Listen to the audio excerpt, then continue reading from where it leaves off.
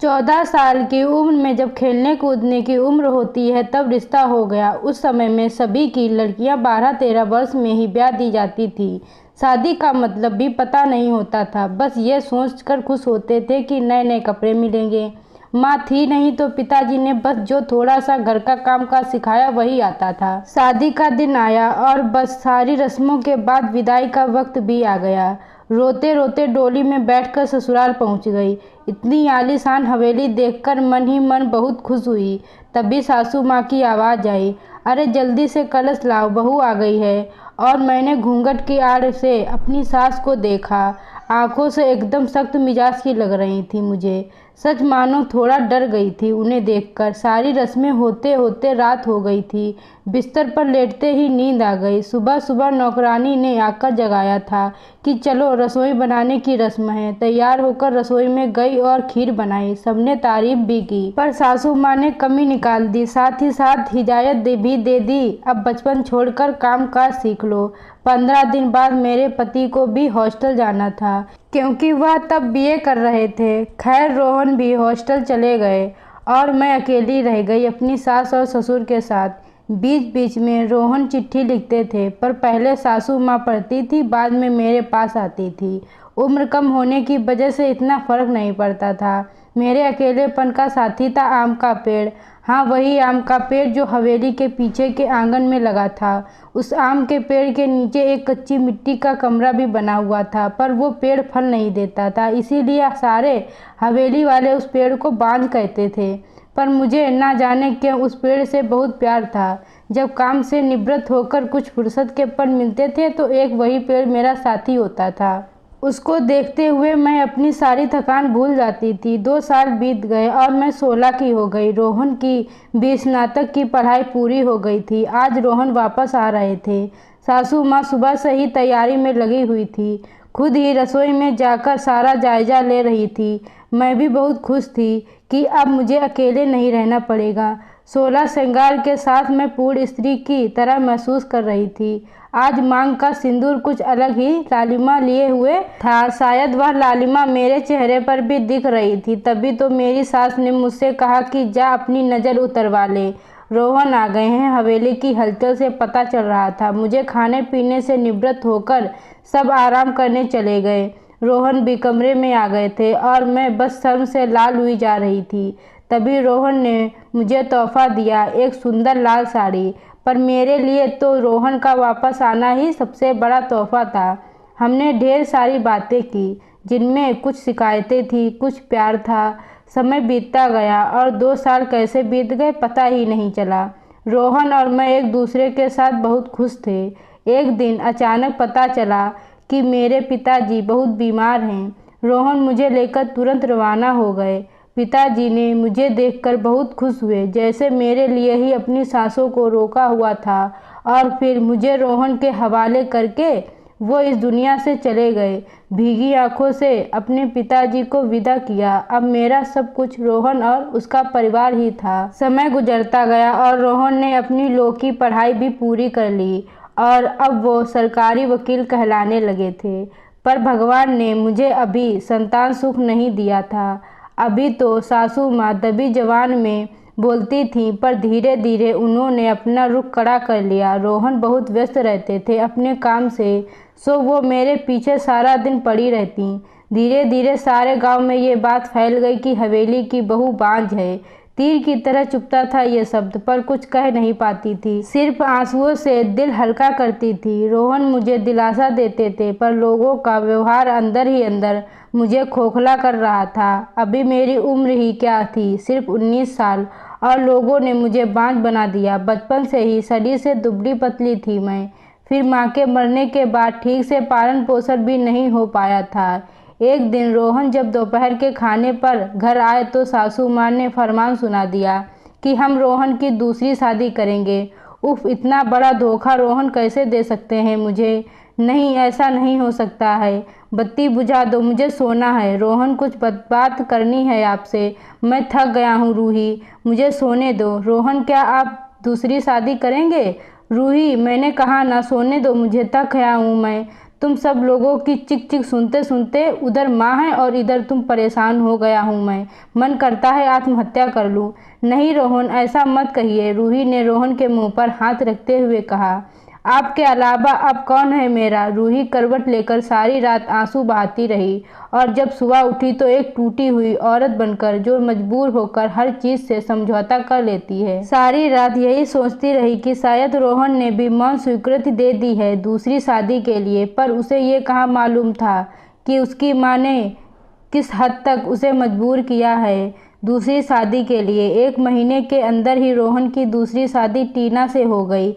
टीना रोहन की माँ की दूर के रिश्तेदार की बेटी है। रूही, अपना सामान उस पीछे वाले कमरे में रख ले। आज से टीना इस कमरे में रहेगी रोहन के साथ। सासू माँ ने हाथ नचाते हुए कहा। कैसे छोड़ दूँ ये कमरा। नहीं, ये कमरा मेरा है, जिसे जहाँ जाना है जाए। पर फिर ख्याल आया कि जो ब्याह कर इस घर में लाया था, जब वही मेरा नहीं है तो ये कमरा कैसे मेरा हो सकता है। ऐसा सोचते हुए आंखों में आंसुओं का सैलाब उमड़ पड़ा। सिंदूर की डिब्बी और कुछ कपड़े लेकर उस कच्ची मिट्टी के कमरे की तरफ बढ़ गई। सामान एक कोने में रख कर खिड़की पर बैठ गई और उस आम के पेड़ को देखते हुए उसको निहारने लगी। इसे किस्मत कहूँ या कुछ और, कि आज मेरी हालत भी इस पेड़ की तरह हो गई है। अकेला बेसहारा जैसे ये अभी तक अपने अस्तित्व को बचाने में सफल रहा, क्या मैं इसकी तरह अडिग और मजबूत रह सकूंगी, या फिर किसी कमज़ोर लता की तरह मुरझा जाऊंगी और अपना अस्तित्व खो दूंगी। नहीं, ऐसा नहीं होगा। मैं मजबूत रहूंगी। जब ये बेजुबान पेड़ सबसे लड़ सकता है तो मैं क्यों नहीं। अपने विचार श्रृंखला से बाहर आते ही मैंने अपने आप को संभाला और हर स्थिति से लड़ने के लिए तैयार किया। दिन गुजरते गए और मैंने घर के कामों में अपने आप को व्यस्त कर लिया। अपनी कोठरी के आसपास खूब सारे पेड़ लगाए और बाकी बचे हुए समय में उन पेड़ों की देखभाल करने लगी। साथ ही उस आम के पेड़ की खास देखभाल करती थी। टीना एक सुलझी हुई लड़की है। वो जब भी मुझसे बात करने के लिए आती, मेरी सासू माँ उसे बहाने से बुला लेती। रोहन पहले से भी ज़्यादा व्यस्त रहने लगे थे। मुझसे बात तो करते थे, पर एक पछतावा हमेशा उनकी आंखों में दिखता था।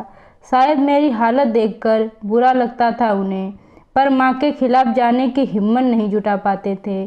टीना के दिन खुशी से गुजर रहे थे और मेरे दिन बस गुजर रहे थे, और देखते ही देखते वो दिन भी आ गया जब टीना ने खुशखबरी सुना दी कि वो माँ बनने वाली है। पूरी हवेली में त्योहार जैसा माहौल हो गया। सारे नौकरों में तोहफे बांटे जाने लगे। मैं भी बहुत खुश थी कि चलो अच्छा है, अब घर में एक नया मेहमान आएगा, शायद मेरी ज़िंदगी का सूनापन भी कुछ कम हो जाएगा। टीना बहुत कमज़ोर थी और उम्र भी 16 साल। उसे बहुत तकलीफ़ होती थी।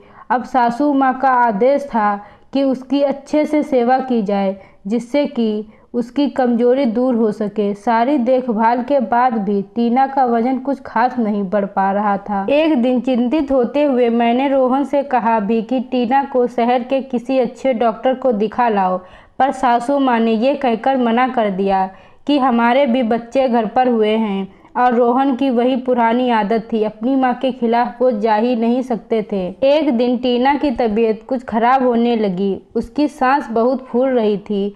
घबरा कर मैंने गांव के वैद्य जी को बुलवा भेजा। वैद्य जी ने आकर कुछ दवाइयाँ दी और खून की कमी भी बताई, और जब मैंने रोहन को ये सब बताया तो सासू माँ मुझे टीना से दूर रहने का आदेश दे दिया, ये कहकर कि एक बांझ की छाया भी नहीं पड़नी टीना पर। खैर, मुझे टीना से दूर कर दिया गया और मैं फिर से अपनी कोठरी में अकेली सारा दिन बंद रहने लगी।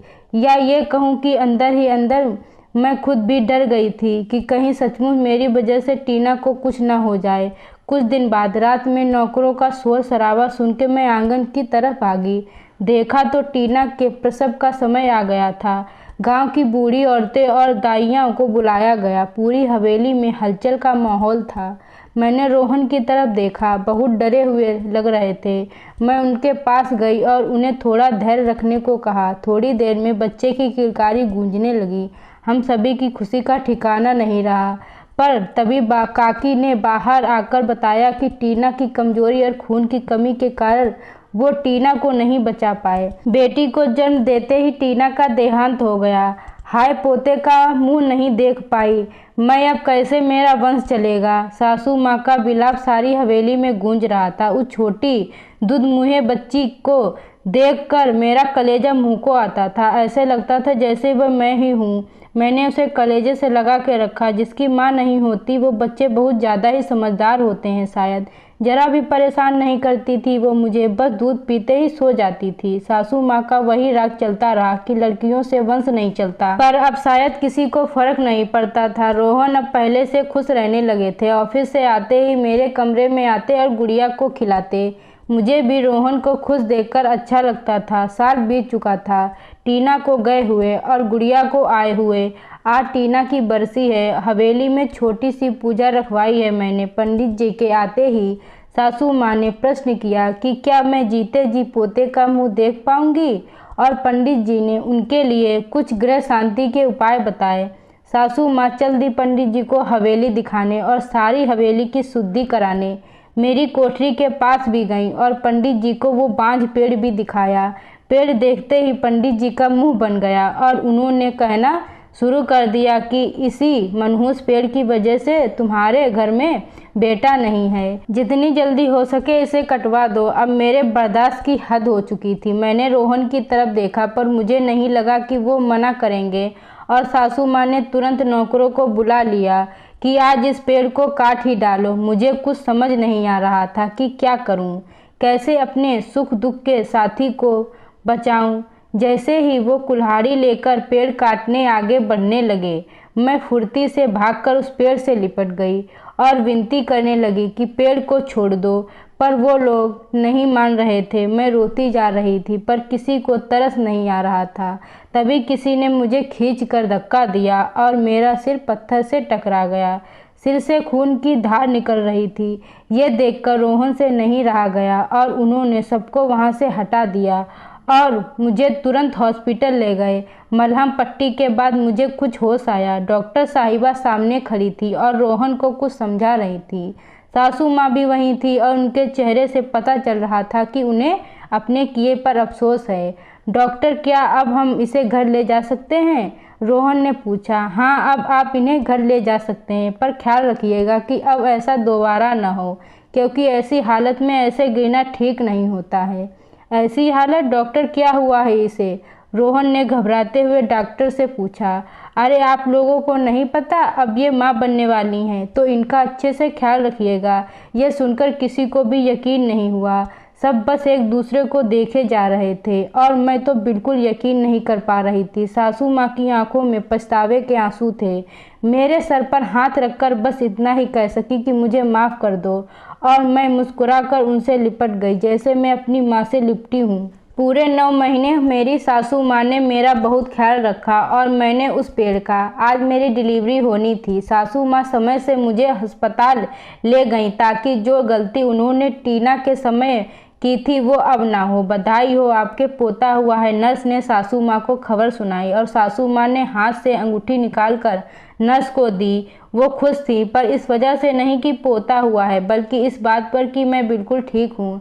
हवेली में धूमधाम थी। सब खुश थे कि हमारा परिवार पूर्ण हो गया था बेटी और बेटे के आने से। और एक खुशी कहीं और भी पनप रही थी। वो उस आम के पेड़ में फल आए थे। शायद हम बहुत जल्दी चिंता करने लगते हैं फल मिलने की, पर हर चीज़ का एक समय होता है। कुपोषित शरीर यह हो या पेड़, दोनों ही फल नहीं देते। दोस्तों, आप लोगों को यह कहानी अच्छी लगी हो तो वीडियो को लाइक करें और चैनल को सब्सक्राइब करना ना भूलें। एक सच्चा पति एक लड़की की शादी उसकी बिना मर्जी के एक सीधे साधे लड़के से हो जाती है, जिस लड़के के घर में उसकी माँ के अलावा और कोई नहीं था। दहेज में लड़की को बहुत सारा सामान और पैसे भी मिले थे, लेकिन लड़की किसी और लड़के से बेहद प्यार करती थी। अब लड़की की शादी बिना मर्जी के तो हो ही गई थी और अब वह अपने ससुराल आ गई थी। तभी सुहाग रात के वक्त लड़का दूध लेकर कमरे में आता है और उस लड़की यानी अपनी पत्नी के पास बैठ जाता है। तभी उसकी पत्नी गुस्से से अपने पति से कहती है, क्या तुम मुझे अकेला छोड़ सकते हो? उसकी यह बात सुनकर उसका पति बहुत दुखी होता है, लेकिन फिर भी वह खुशी खुशी यह कहता है, नहीं, तुम आराम करो, मैं तो सिर्फ तुम्हारे लिए दूध लेकर आया था। यह कहकर वह कमरे से बाहर चला जाता है। लड़की मन मार कर ही रह जाती है, क्योंकि लड़की चाहती थी कि उसने झगड़ा क्यों नहीं किया ताकि वह गवार से तलाक ले सके। अब लड़की को ससुराल में 3-4 दिन हो गए थे, मगर वह तो बस पूरा दिन फ़ोन पर बॉयफ्रेंड से बात करती थी और उधर लड़के की माँ बिना शिकायत करे दिन भर घर का सारा काम करती थी। वह सबके लिए खाना भी खुद ही बनाती थी, फिर भी उसकी माँ के चेहरे पर हर वक्त मुस्कुराहट ही रहती थी। लड़का एक कंपनी में छोटी सी नौकरी करता था। वह बेहद ईमानदार और मेहनती था। सुबह अपने काम पर जाता और शाम को थका हारा घर आता, मगर उसकी पत्नी उसे एक गिलास पानी भी नहीं पूछती थी। अब लड़के और लड़की की शादी को करीब 1 महीना हो गया था, मगर अब तक वह दोनों एक साथ कभी नहीं सोए थे। वैसे लड़का बहुत ही शांत स्वभाव का था, इसीलिए वह अपनी पत्नी को कुछ भी नहीं कहता था। फिर भी वह अपनी पत्नी को खुद ही खाना डालकर देता था। उसकी पत्नी उसके साथ बैठकर खाना कभी भी नहीं खाती थी। मैं अपना खाना अपने कमरे में बैठकर खाती थी। लड़की को दहेज में एक स्कूटी मिली थी। जैसे ही काम करने के बाद ही अपने बॉयफ्रेंड से मिलने जाती थी और आने से पहले ही अपने ससुराल वापस आ जाती थी। एक दिन की छुट्टी भी और वह घर पर ही था।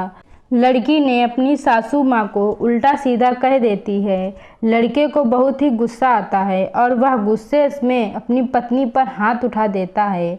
उसकी माँ फिर भी अपने बेटे को ही रोक लेती है। इधर लड़की को झगड़े का एक बहाना ही चाहिए था, जो कि उसे मिल गया था। तभी वह बिना बोले अपनी स्कूटी लेकर अपने बॉयफ्रेंड के पास चली जाती है और अपने बॉयफ्रेंड के पास जाकर कहती है कि अब एक पल भी मुझे उस घर में नहीं रहना। आज उस गवार ने मुझ पर हाथ उठाकर अच्छा नहीं किया। तभी उसका बॉयफ्रेंड कहता है, अरे तुमसे तो मैं कब से कहता हूँ कि तुम भाग चलो मेरे साथ कहीं दूर, मगर तुम हो कि आजकल पर ही लगी रहती हो।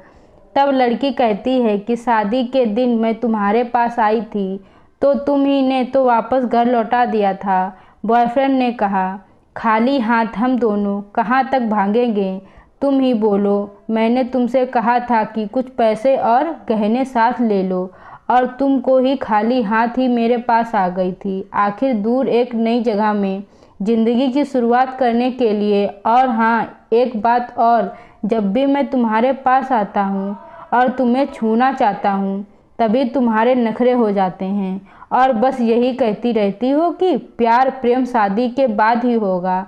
तब लड़की गुस्सा होकर कहती है, शादी के बाद ही अच्छा होता है और मैं तुम्हारी ही हूँ तो आज भी एक कुंवारी लड़की ही हूँ और शादी करके आज तक उस गवार के साथ एक रात भी नहीं सोई मैं, क्योंकि तुमने मुझसे सच्चा प्यार किया है और अब मैं चाहती हूँ कि तुम मुझसे शादी करके मेरे मांग में अपने हाथ से सिंदूर भर दो और फिर तुम मुझे अपनी मर्जी से दिन रात प्यार कर सकते हो। तब उसका बॉयफ्रेंड कहता है, तो ठीक है, मैं तुमसे शादी कर लूँगा, मगर तुम कम से कम 5 लाख रुपए का कल शाम तक इंतज़ाम कर लेना। मैं तुम्हें एक होटल का पता दे रहा हूँ, तुम उस होटल में रात को 10 बजे तक पहुँच जाना। लड़की कहती है, उस गवार के पास कहाँ होगा पैसा, बल्कि मेरे पापा ने उसे दहेज में 3 लाख रुपए दिए थे और मुझे कुछ सोने के गहने दिए थे।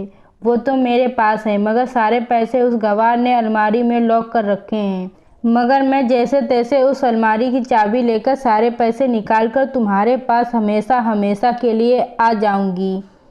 वह यह कहकर अपने ससुराल पहुंचती है। लड़की ससुराल पहुंचकर अपने पति और सास से लड़ाई करती है और वह उन पर खूब चिल्लाती है, मगर अफसोस वो अकेली चिल्लाती रहती है। उसका पति और उसके साथ बिल्कुल शांत रहते हैं। तभी लड़की अपने कमरे में चली जाती है और अचानक उसके बॉयफ्रेंड का लड़की के फ़ोन पर मैसेज आता है कि कब आ रही हो पैसे लेकर। लड़की मैसेज का जवाब देती है, सब्र करो, मैं वक्त पर आ जाऊंगी। तब उसका पति दरवाज़ा खटखटाता है और अपनी पत्नी से कहता है कि खाना खा लो। तभी पत्नी कहती है, मैं खाना तभी खाऊंगी, अलमारी की चाबी दे दो। दरवाजे के नीचे से चाबी देकर कहता है, अपना काम करके खाना खा लेना, क्योंकि तभी तक मैंने भी खाना नहीं खाया। मैंने कहा है हम आज साथ बैठकर खाना खाएंगे। लड़की कहती है, माँ और तुम खाना खा लो, मैं बाहर से खाना खाकर आई हूँ। यह सुनकर लड़का चला जाता है। तभी लड़की जल्दी से चाबी को उठाकर अपनी अलमारी खोलती है। अलमारी खोलकर वह उसमें क्या देखती है कि उसमें दहेज के पूरे पैसे 3 लाख और सारे गहने तो रखे हैं, बल्कि उसमें एक डायरी भी रखी हुई थी। जो उसे खोलकर पढ़ती है तो उसमें लिखा था, मुझे पता है कि तुम किसी और लड़के से बेहद प्यार करती हो, मगर तुम्हारे पिताजी ने पता लगाया कि जिसे तुम प्यार करती है उसकी पहले भी एक बार शादी हो चुकी है और वह लड़का बहुत ही लड़कियों को धोखा भी दे चुका है। पर आपके पिताजी आपको उस लड़के के बारे में कुछ भी न बता सके, क्योंकि उन्हें पता था कि इश्क का नशा है, वह हमेशा अपनों को गैर और गैरों को अपना बना देता है। इसीलिए तुम्हारे पिताजी ने मेरे आगे हाथ जोड़कर यह कहा कि मेरी बेटी का हमेशा ख्याल रखना है। एक बाप के मुंह से एक बेटी की कहानी सुनकर मेरी भी आंखों में आंसू आ गए और मुझे यकीन हो गया था कि एक अच्छा पति होने का सम्मान मुझे मिले या ना मिले, मगर एक दामाद होने की इज्जत मैं हमेशा पा सकता हूँ। और मुझे दहेज में मिले सारे पैसे और सोने के गहने मैंने तुम्हारी अलमारी में रखे हैं, क्योंकि दहेज के नाम से मुझे नफरत हो चुकी थी। इस दहेज के कारण मैंने अपनी बहन और पिता को खोया था और मेरे पिता के अंतिम शब्द भी यही थे कि किसी बेटी के बाप से नहीं लेना और ना देना। उस डायरी में यह भी लिखा था कि तुम मुझसे आज़ाद हो और तुम कहीं भी जा सकती हो। डायरी के बीच के पन्नों में तलाक के पेपर रखे हैं, जहां मैंने पहले ही अपने साइन कर दिए हैं। जब तुम्हें लगे कि अब इस गवार के साथ नहीं रहना, तब तुम भी इस तलाक के पेपर पर साइन करके अपने सारे पैसे और जेवर लेकर जा सकती हो। लड़की डायरी पढ़कर हैरान थी और परेशान भी। ना चाहते हुए भी उसके गवार पति के शब्दों ने उसके दिल को छू लिया था। अब वह ना चाहते हुए भी गवार पति के अंधे के प्यार को वह महसूस करने लगी थी। वह फूट फूट कर रोने लगी। शायरी में आगे लिखा था कि मैंने तुम्हें इसीलिए मारा क्योंकि आपने माँ को गाली दी, और जो बेटा खुद के आगे अपनी माँ की बेइज्जती होते देख ले, फिर वह बेटा ही कैसा। इसीलिए मुझे माफ़ कर देना, क्योंकि मेरे लिए माँ का दर्जा सबसे बड़ा है और आपको मैं दुल्हन बनाकर अपना हमसफ़र बनाने लाया हूँ। आपसे ज़बरदस्ती करने नहीं। आपको मुझसे प्यार हो ना हो, लेकिन मैं अंत तक सब तुमसे ही प्रेम करता रहूँगा। अब फैसला तुम्हारे हाथों में है। अब लड़की दुल्हन बन चुकी थी और उसकी आंखों से आंसू बह रहे थे। अचानक लड़की के बॉयफ्रेंड का फ़ोन आता है। तभी गुस्से में लड़की अपने फ़ोन को स्विच ऑफ करके फ़ोन का सिम कार्ड तोड़ देती है। उसे सब समझ आ गया था कि जिससे वह प्यार करती थी उसे तो सिर्फ पैसों से ही प्यार था, और सच्चा प्यार करने वाला तो मेरा पति ही था, जिसने सिर्फ मेरे पापा की इज्जत रखने के लिए ही उससे शादी कर ली। और एक और मेरा बॉयफ्रेंड है। पता होने के बाद भी मुझसे इतना प्यार किया। मैं अपने पति का प्यार क्यों नहीं समझ पाई। यह सब सोचकर वह रोती रही। फिर उसने रोते हुए अलमारी का सारा सामान जैसा था वैसा ही रखकर ना जाने कब सो गई। अगले दिन उसकी पत्नी सुबह देर से जागे, तब तक उसका पति ऑफिस जा चुका था। तभी पहले नहा धोकर उसने साड़ी पहनी, फिर लंबी सी अपनी मांग में सिंदूर लगाया, जबकि पहले एक बिंदी जैसी साइड पर सिंदूर लगाती थी ताकि कोई लड़का ध्यान न दे और किसी को यह पता न चल जाए कि वह एक शादीशुदा है। मगर आज तो 10 किलोमीटर से भी दिखाई दे ऐसी लंबी और सिंदूर लगाई थी। उसने अपना मंगलसूत्र पहना और किचन में जाकर सासू माँ को ज़बरदस्ती कमरे में आराम करने देती है और खुद अकेली सबका खाना बनाती है। दोस्तों, आप लोगों को यह कहानी अच्छी लगी हो तो वीडियो को लाइक करें, चैनल को सब्सक्राइब करना ना भूलें।